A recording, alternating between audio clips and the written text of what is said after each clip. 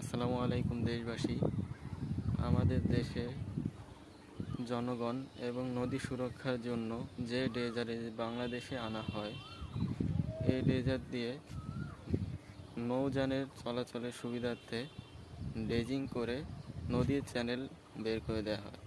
মানে যে সমস্ত নদীর ভিতরে চর পড়ে যায়, চর পড়ে নদীর চ্যানেলগুলো বন্ধ হয়ে যায়, চ্যানেলগুলো কেটে ড্রেজিং করে নদীকে ক্লিয়ার করে দেওয়া হয়, চ্যানেল ক্লিয়ার করা হয়।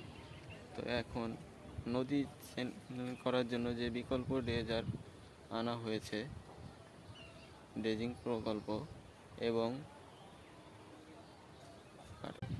আরও যে সমস্যাটি দেখা দিচ্ছে যে নদীর ভিতরে এই যে অনেক কচুরিপানা, এই কচুরিপানাগুলো নৌযানের চলাচলের অসুবিধা করছে। তবে এই কচুরি থেকে রক্ষা পাওয়ার জন্য বিকল্প কিছু কি বাংলাদেশে এখনো আসে নাই? আসলে জানাবেন বা এটা দেখবেন প্লিজ। তো আমার যে এগুলো কথাবার্তা বললাম, এই কথার ভিতরে অনেক হয়তো ভুল ত্রুটি থাকতেই পারে, তো সকলে ক্ষমা দৃষ্টিতে দেখবেন। ধন্যবাদ। তো সকলে সুদৃষ্টিতে দেখবেন। ধন্যবাদ।